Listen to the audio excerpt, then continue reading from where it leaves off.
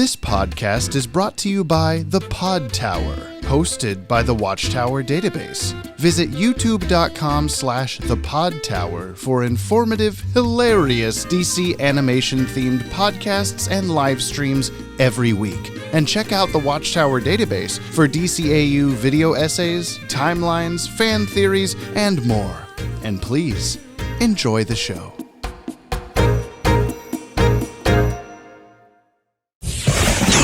Intergang. Nice to meet you guys. Yeah, I've got my Superman shirt on. I knew I should have done it. I'm the only one not. Yeah. You didn't get the memo. What are you doing? Look, I put up the color scheme, okay? Okay, we got that. Welcome back, everybody. This is another Watchtower Database exclusive interview. Today we have with us Josie Campbell, producer and writer on My Adventures with Superman animated series, as well as work on Justice League Action, some of the recent direct-to-video DC animated features, and much more. Welcome, Josie. Thank you for being here with us today. Yeah, thank you guys for including me. So you have a couple of writing credits. You're mostly the producer on the show, but you did write a couple of the episodes, including the very first episode. So with that in mind, and just being a producer of the show, can you kind of talk us through like bringing the audience into a brand new Superman that's both like stays on brand as Superman, but is also something we've never seen before? Because there's definitely a big, good mix of both of those things. Yeah. Well, like I came on board to help develop and write the pilot. But basically, my pals, Brendan Clawher and Jake Wyatt, the two co-EPs, had been developing it for about a year before I'd come on with the visuals and sort of like the ideas of like what would be in the show. Mm-hmm. And that entire time I was head writer for Jurassic World Camp Cretaceous at the time.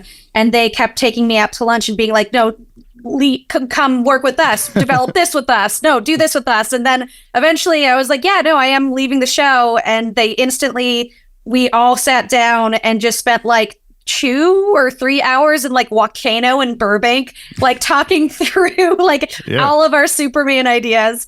So when it came to writing the pilot, there was a lot of stuff we had already hashed out or had already been like figured out of like, we knew, we wanted him to be younger. Mm-hmm. We knew that we wanted this to be a Superman who is discovering who he is along the way.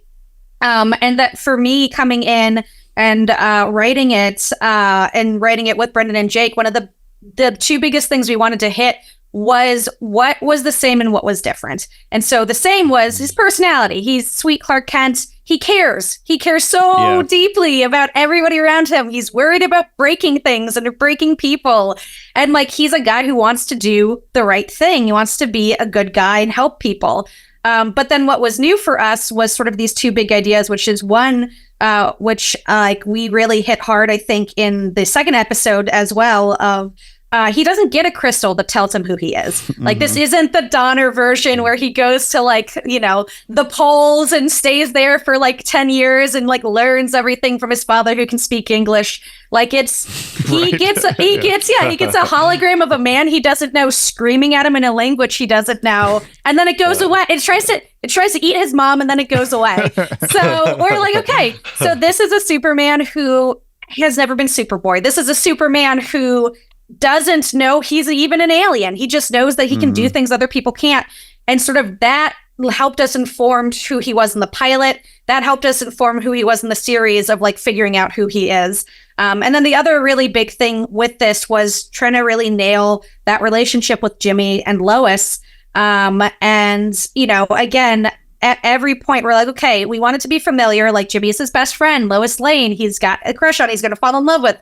But again, we wanted to put our own spin on it. So Jimmy isn't equal to him. He's not really the sidekick. They've known each other since college. They're roommates. Lois is also trying to get this big scoop. He loves her, but she's going to maybe ruin his life. And then physically, we all just got together in Brendan's living room, because this was while COVID was going on. And so we all had we're all sitting apart from each other. Mm-hmm. And then we had our screen, I was typing, and we'd all just start shouting dialogue at each other or punch up each other's work as we went.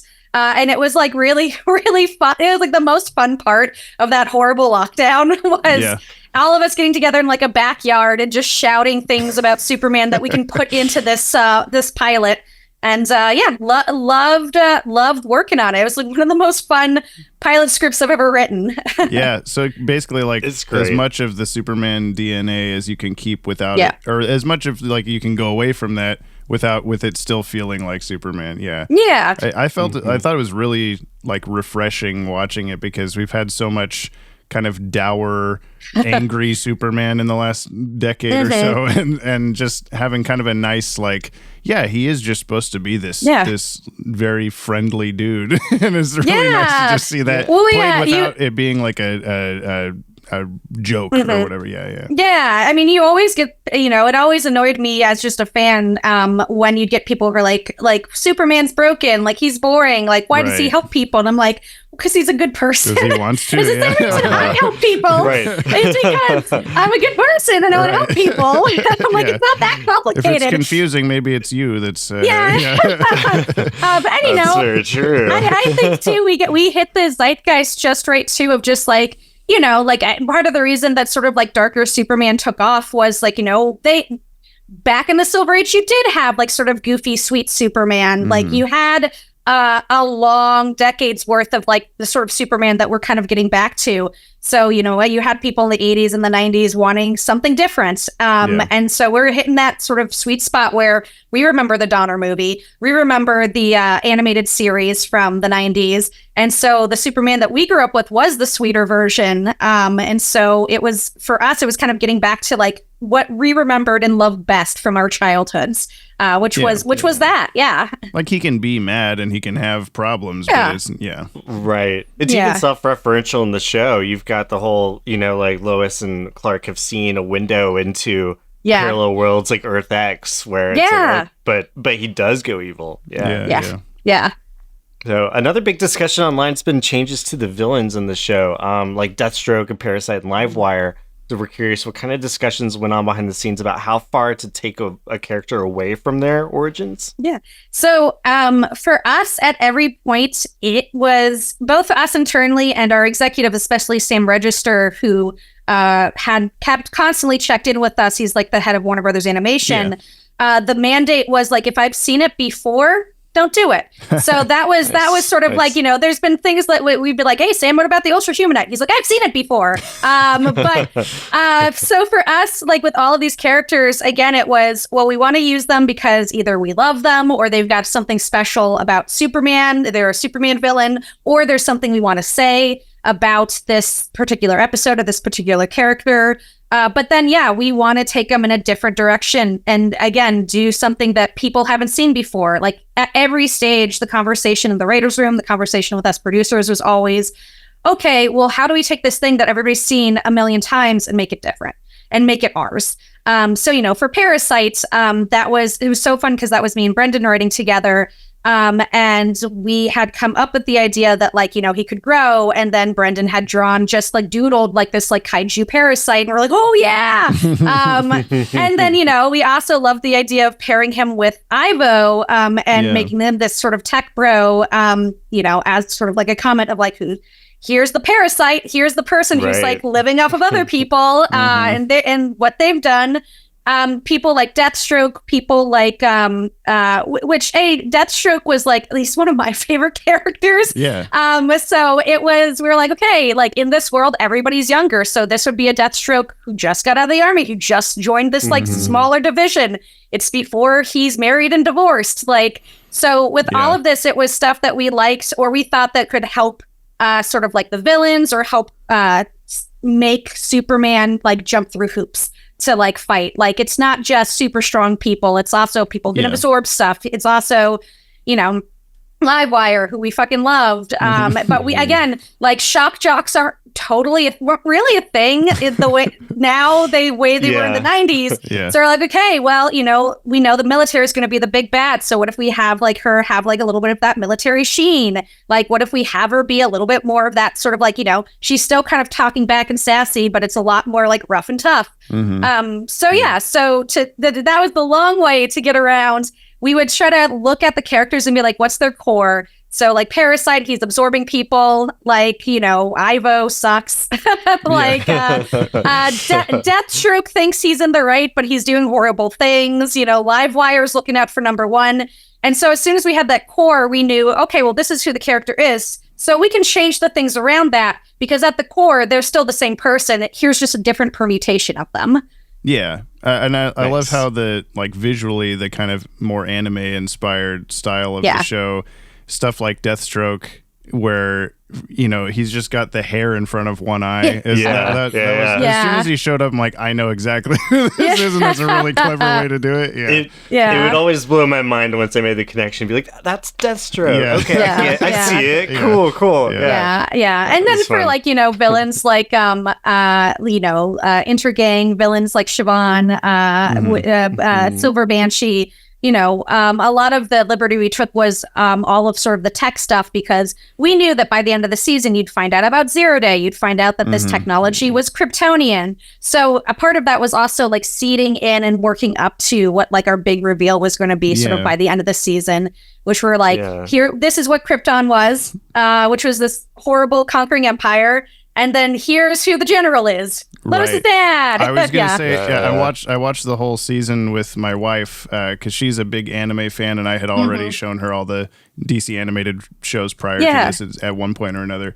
And whenever there's sort of seeds being planted of like, oh, Lois's dad, but we haven't seen him yet, and I'm just like, I know Lois's dad is a military general. I bet and that guy looks like he probably could be Lois's dad, like that whole thing. So it's just like episodes and episodes were like, I know what it's going to be, and as soon as he shows up for Thanksgiving, it's just one of those like, yes, confirmation, exactly, I hope the same. But then there's so many characters. It's like, but it could be General Eiling or some other deep cut, but it was played really well. Thank you. I just saw some, I think it was LaRon Reedus was the YouTube channel. It was talking about, he was praising all the positive things about the show and how, just how many times the villains are, or how much was essentially crammed into this season, and yet it doesn't feel like it was overbloated or like what's going on. I can't keep track because you even have like Amanda Waller in like a season 1 of a Superman show, No, I mean we got to really play with a lot of characters, like and especially the Mxy episodes showing where we fit in this sort of multiverse of like shows and TVs, shows and movies and things, meant that we're like, okay, this is our corner. We don't really have to worry too much about like connecting up with other corners, because this is the corner we're wholly building on our own. It was really fun.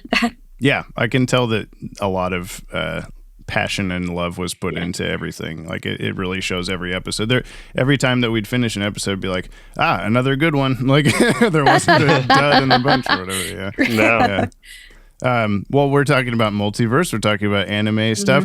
Was there a thought process that you're aware of anyway of making Mxy so anime inspired Dragon Ball looking almost compared to any version we've seen before?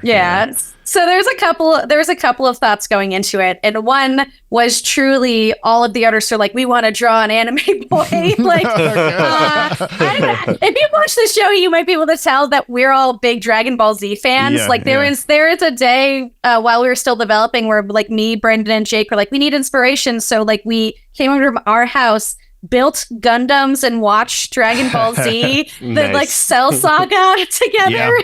That makes sense. So some of it was, we're like, this is fun. This is again like a different version that we've never seen before of Mxyzptlk, because everybody knows the wizened old man from the comics, or the slightly cuter wizened old man who Gilbert Gottfried played. Right. And then again, some of it was, we didn't want to do what people have seen before. And, you can't top Gilbert Gottfried, like rest in peace. Like he was so good. Like, so we didn't want, everything we did on the show, we didn't want it to be a pale imitation of something somebody else has done. Sure. We wanted it to be like honor what was there, but then put our own spin on it. So for us, this is a very anime universe. Our Mxy is going to be very anime. When he shows up, he's going to be a little like awful little space imp who does want to like pester Superman, but also has slightly more grandiose plans. Right. But like the core of him is still mischievous. The core of him is still kind of ruining Superman's day, lying, like having fun, like with destruction. So, again, the core was there. And then, we really liked having the little nod of like him having to go find his hat. Yes. And that being the actual seat of his power is his little bowler cap. Yeah, I mean, I've been watching every Mxyzptlk appearance in Super Friends, Super Boy, Super Girl, Super Everything the last couple of weeks to try to get as much info as I can on the guy, and they all kind of start blending together at some point because they all look basically the same. They all like, okay. Yeah. But then this one, it definitely sticks out visually, of course, but his motivations also, which I believe was part of Ted's next thing he was going to ask him about. I will. I'll switch it up a little bit. Sure, So obviously he's a little different. He's trying to take over the multiverse. It's not just, mischievous, like little tricks. They don't have to trick him into saying his name backwards twice. He's also referred to more as a chaos god than just an imp. Is there more to unpack there, like as far as like the DC cosmology that maybe we'll see in a season 2? Yeah, I mean, with him, it's like we did have a discussion about the name, and some of it was like, once you say the name backwards, he's just banished, he's gone, and like it takes him a while to come back. So like for us, we wanted to keep the door open. And also, this is again, a DC universe where this is the first time they've ever met him. And even this is a DC universe where it's the first time that they learned that there's other multiverses and there's other Supermen and there's other planets. So we wanted to sort of keep the door open in case we wanted to use him again, wanted to bring him back again. And then again, for us, it was just trying to, him being a little bit more of a threat was us wanting to sort of like try to ramp him up a little bit, like, there are big stakes and big emotional stakes in that episode. Especially, you've got Lois thinking that she sucks, thinking that she's the worst Lois in the multiverse. Like she's got a whole league of her telling her that she's the worst person. You've got Superman, who it's going to lead to his emotional crisis in an episode or two, learning that his worst fears are true, that in other worlds, he's terrible. He's a monster. He is everything that all the villains tell him he is. So for us, we wanted Mxy and his threat to not just be like, oh no, like everybody's turned into like, typewriters and now we have to like type backwards. Like we wanted him to be a little bit more of a threat. Like he's a little goofier and a little weirder and a little more anime than, he normally is. So if he's going to be a little sillier than he normally is, we also want him to be a little bit more threatening than he normally is, and feel sinister. And, some of that, again, is our memories as kids of being like, Mr. Mxyzptlk was very sinister. It's like, oh my God, he's turning people into cats. And then you grow up and you're like, that's not that sinister. But that was the memory, was he's a sinister guy. So we want to play that up. I had a very similar experience recently. We have another podcast where I'm taking my friend Brian through the entire 90s Bruce Timm animated universe. Oh, nice. He's never seen any of it before. Wow. So we just recently got to the first Gilbert Gottfried Mxy episode. And, everyone's in the audience is so excited that we're going to be on that episode. And I'm excited to show Brian and all this stuff. And then he was just like, decently cynical about it in a way that I didn't expect, because he was like, oh, what? He's just turning people into like chickens and stuff. Like, what's the big deal? Why doesn't he like kill Super? He could do anything.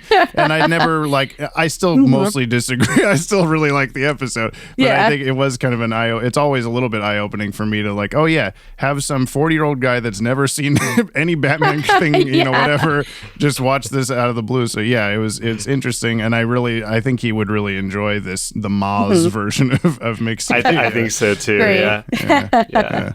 Okay, I'll go ahead and ask my couple of really deep Mxy questions, just in case.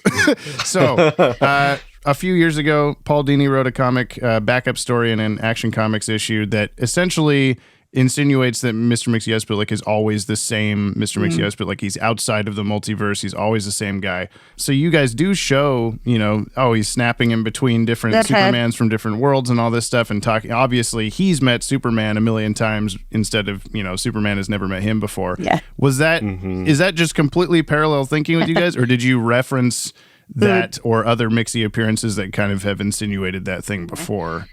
So yeah, it's so funny because I forgot that Dini comic existed. So I think it was very parallel thinking because absolutely. I remember talking in the writers' room with Paul Chang, wrote the episode, and he's a fantastic writer, phenomenal. We talked about, okay, if he's switching through different things, he's the Mxy who goes through every universe. Like if there's multiverses, there's only one Mxy. And then it was later that we're like, oh wait, shit, that's the Paul Dini idea. So I think part of the reason we all stumble upon it is because it's fun. It's a fun reversal of everything we see and we know about DC. Like DC is the multiverse publisher. Right. It's the one who made up the multiverse, the crisis on Infinite Earths, everything. So it is kind of fun to be like, okay, but there is one set point in every universe, and it's this asshole. Who sometimes looks like a little bald dude and sometimes looks like Super Saiyan. Q was our comp a lot of the times. We're just like, he's just like this one dude going through, messing things up and having his own agenda. So so I think it's it's an appealing idea. So I can see why multiple people have all sort of hit on it. Yeah. Well, I mean the it's funny that's just kind of you both teams stumbled on the same idea because one of the things when I'm watching through is I was kind of taking the Dini comic and your guys' Mxy episode as the two kind of inciting incidents for this thesis or whatever. And so now I'm watching through, like I said, every Mxy appearance and everything else. And when I get to the CW Supergirl show, there's a whole little plot line where he loses his powers. They have to track down his hat. Oh, my hat was stolen by this person. Now they have the hat back. I can get the... And I'm like, this is the same thing. So on one hand, it's really cool to know, okay, so there's even more connection to the hat is the power source, and this is great, and then I can go from there. But on the other hand, it's I doubt that you guys were talking to the Supergirl writers about this sort of thing. No, well, especially since I think they shot that before we'd even started. I'm not sure what the timeline was. It was maybe so it's no, I don't. Ago, I don't. Alas, I don't know any of the Supergirl writers. And so no, it's another one of just parallel ideas. And I think a lot of it is all of us wanted to pay a little bit of homage to that classic Mxy that we all see. That bowler hat is such a big part of him, more than almost any other part of his outfit, because the animated series, he's in a little suit when he's fussing around with Superman and the John Byrne stuff. He's wearing a weird leotard. It's the bowler hat that remains.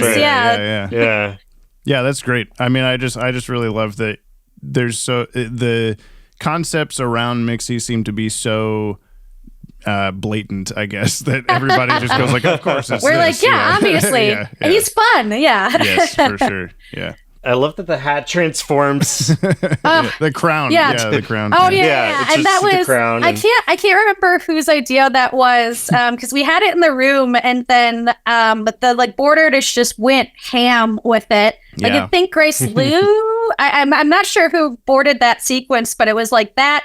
And then the 1 million portals being shot at Superman. We they a lot of that action fight we actually hadn't written out, where we were just he throws him into a portal, and then they're get ready, and they're here he is, and we're oh wow, you really plussed the hell out of this, guys. It was great. I love that he's defeated, Ted was mentioning, in a way that's different than just I said my name again, because it's the same thing of how do you defeat Bane? Pull the tubes out. How do you defeat Mxy? Get him to say the thing. But then this thing, it was great. While we're on the topic of the multiverse, I don't know if this is a scoop or anything, but do you have a particular Earth number in mind for your universe of My Adventures with Superman? I think I'd have to go back and look at our scripts, because I'm not gonna lie, I think we messed up and gave our own Earth two different numbers in the episode. Actually, yes. Oh, really? None of us caught. We watched, because you watched the episode over and over and over again to try to catch things. And none of us noticed until it aired, and we're we do a bunch of different very, very deep dive type videos on this sort of thing, and as soon as that episode aired, there were people tagging us and DMing us and everything about what like, is it? okay, but in this scene they said Earth 12, but in this scene that all this stuff. And I'm just like, man, I don't know. There's no way for me to figure and also like the Earth numbers have changed a couple of times. Yeah. Like I remember the like what is it, Grant Morrison Multiverse like poster that I had that was like, okay, these are the numbers. And then like as we were doing this episode, where they're like, there's new numbers, and we're like, there's new numbers and everything. So you know what? Maybe it is Earth 12, or maybe it's the other number we said.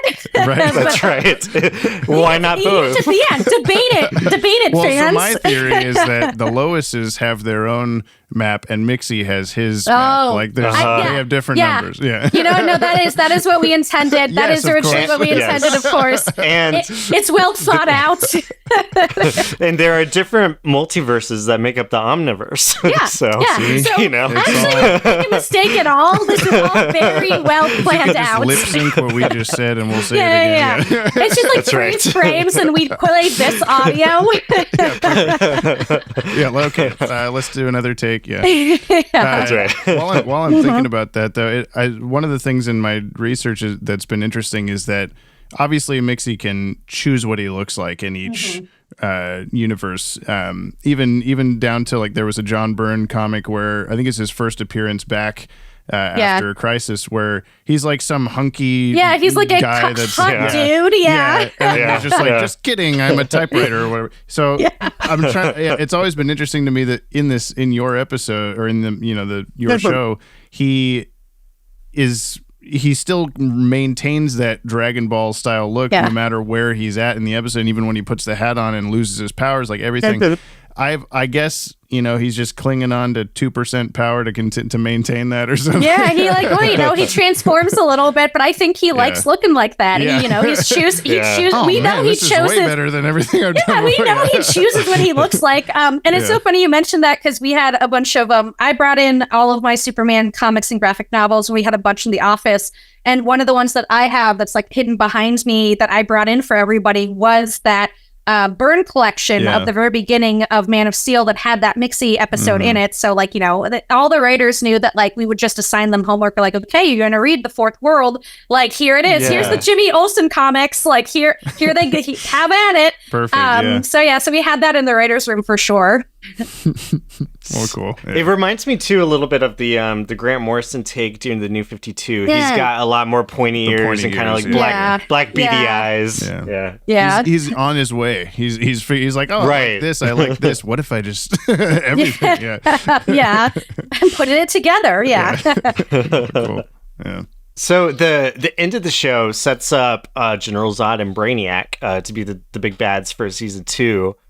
You've talked a lot about how DC's been asking you to, take what we know, but don't show us anything like we're familiar with. So I'm very excited to see where it goes in season 2. Yeah. But curious with how popular Brainiac and Zod are, what, if any, was the direction for those appearances at the very end of the season and how it'll come together. I'm trying to think because it's Brainiac and mysterious Kryptonian as we put in the credits. Maybe he's got a little Z. Mysterious Kryptonian. I can't say anything about mysterious Kryptonian. For him, whatever. That too. I think there's going to be some surprises with that specific characters that I can't really go into. So you guys are just going to have to watch season 2. We'll revisit this when you watch season 2, and we can talk about who that character is.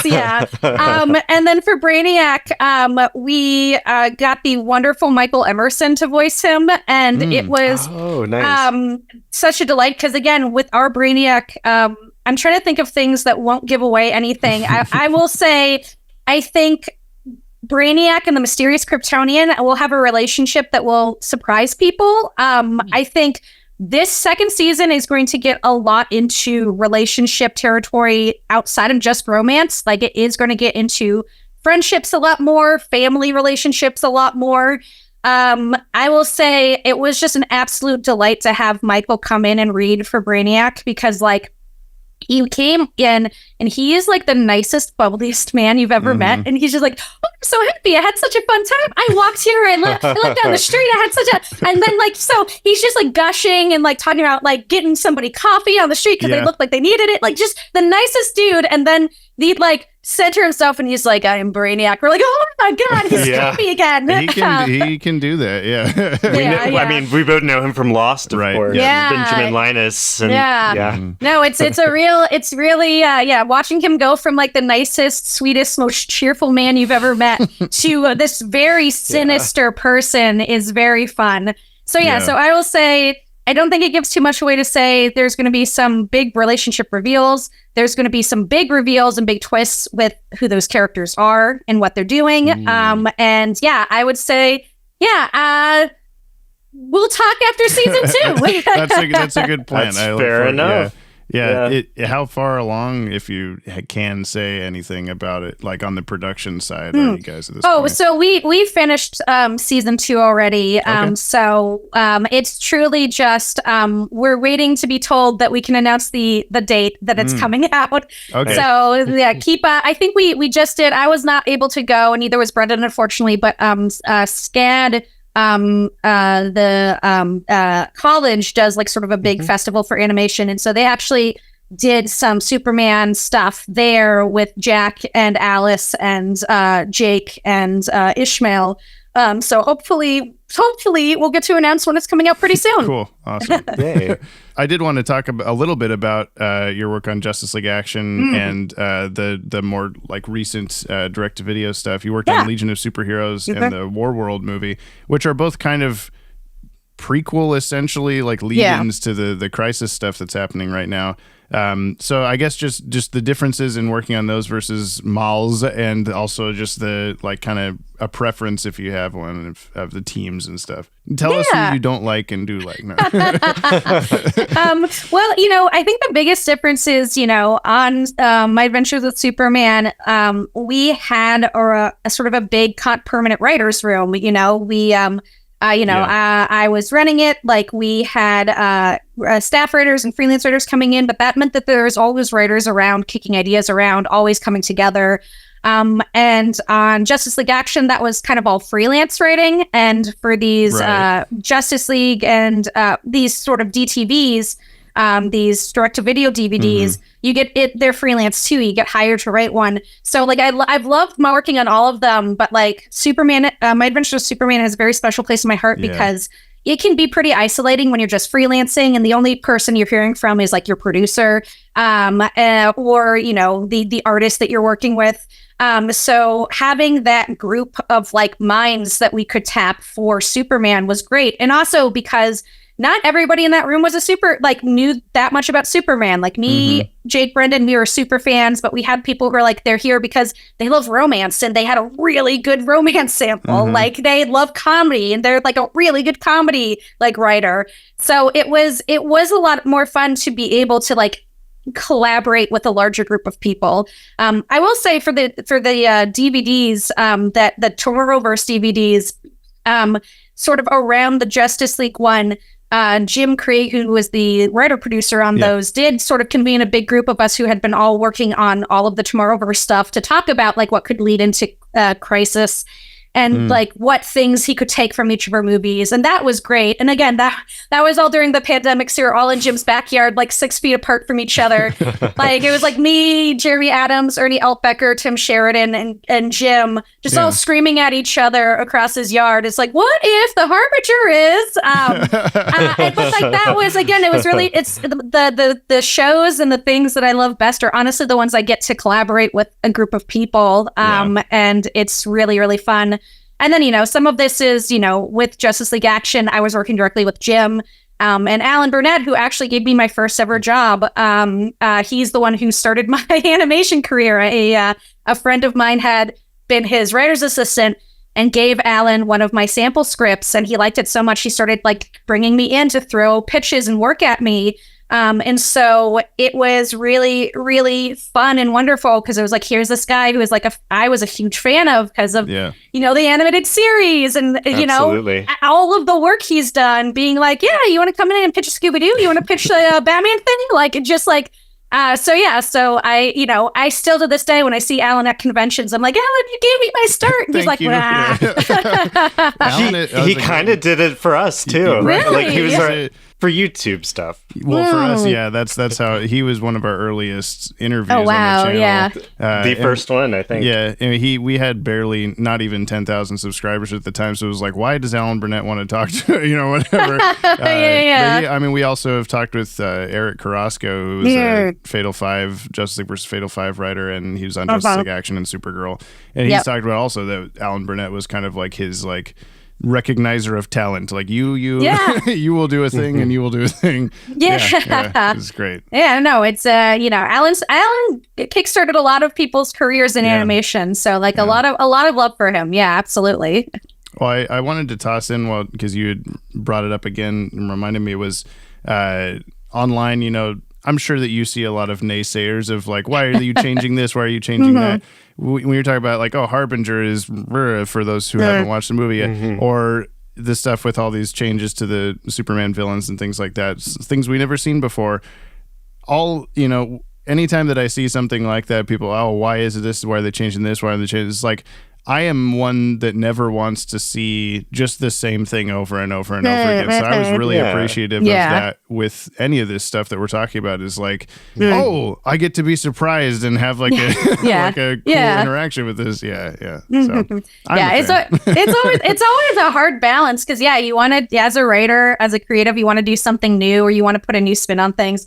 But as a fan, you like these characters because you like these characters. So it's always like a tricky balance to be like, have we pushed it too far? Is this just right?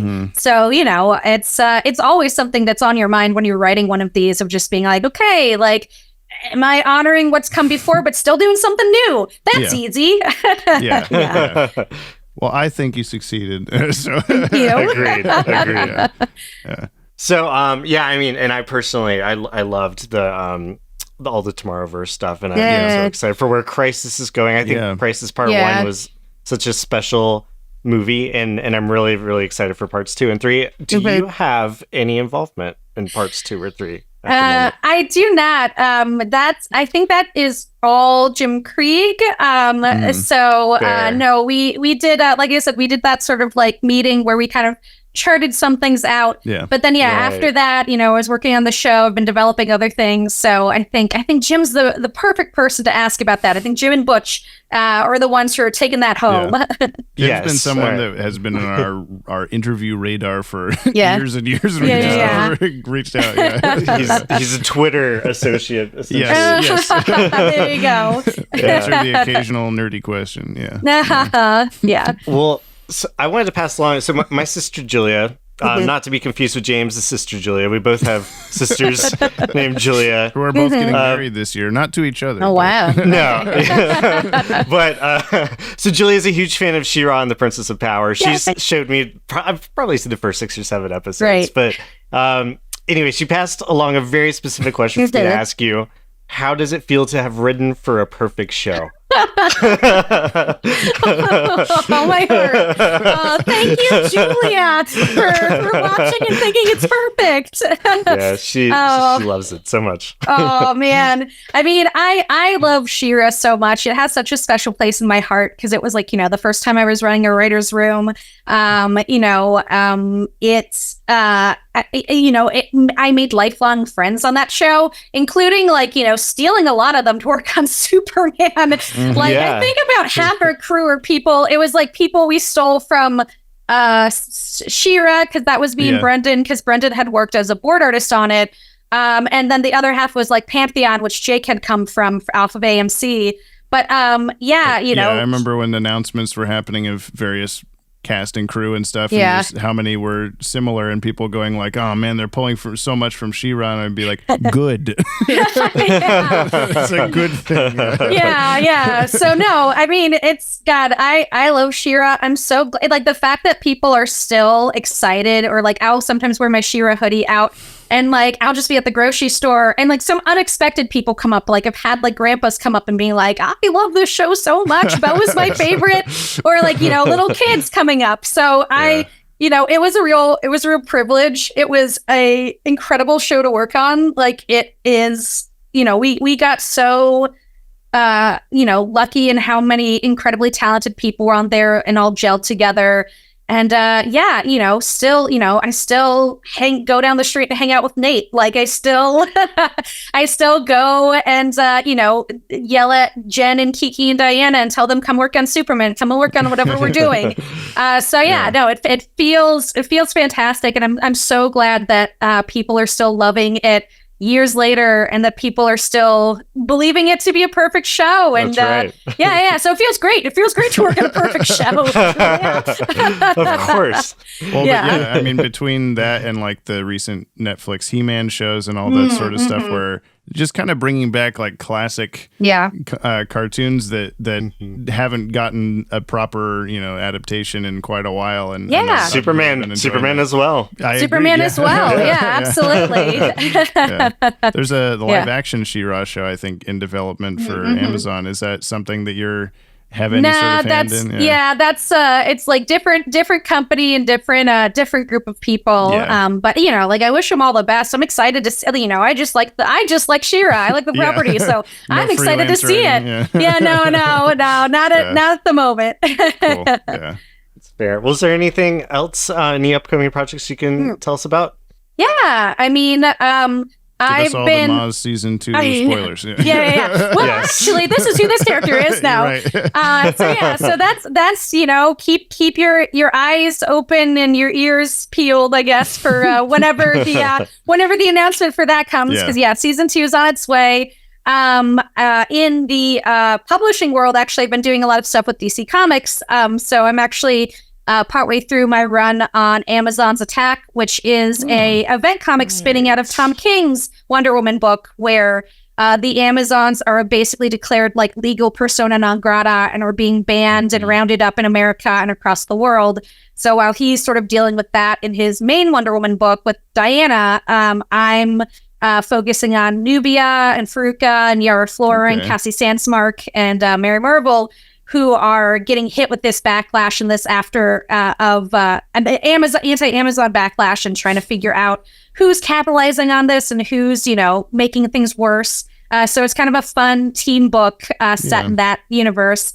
I also will be taking over Shazam from Mark Waid, starting with, I think, issue 11, I believe.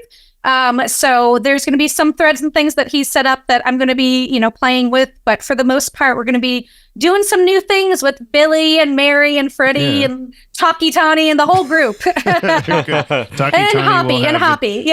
Robot arms. No, I'm just kidding. And then the last thing coming out for me this year is a brand new original comic book series from Boom called I Heart Skull Crusher, which is an original comic where it's about a girl named Trini who, she's an underdog. She desperately wants to be able to play in the sport she loves most in the whole wide world.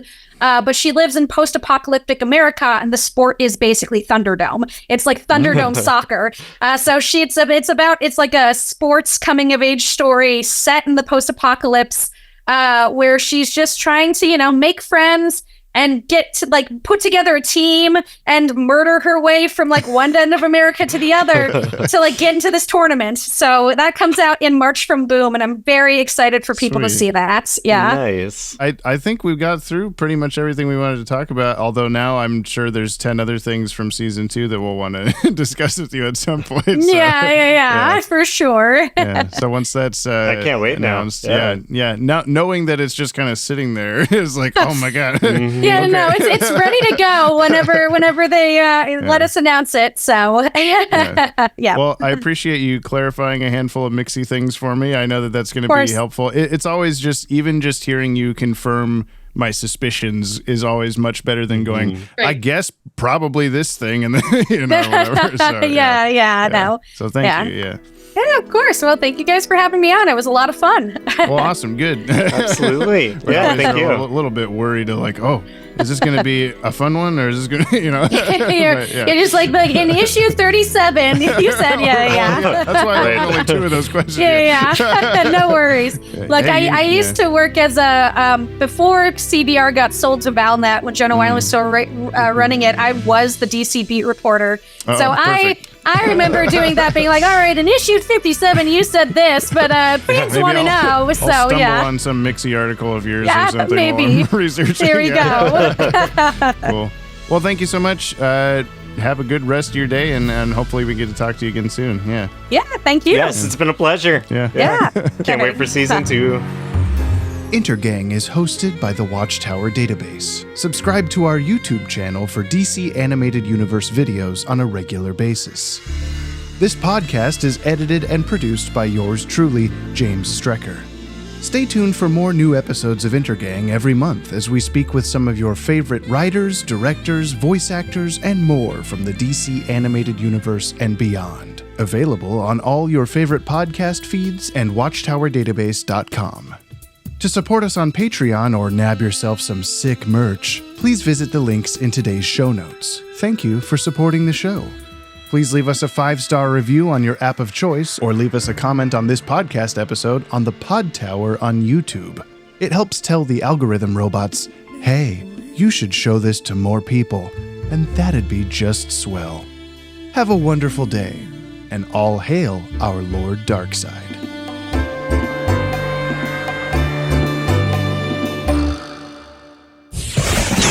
Intergang.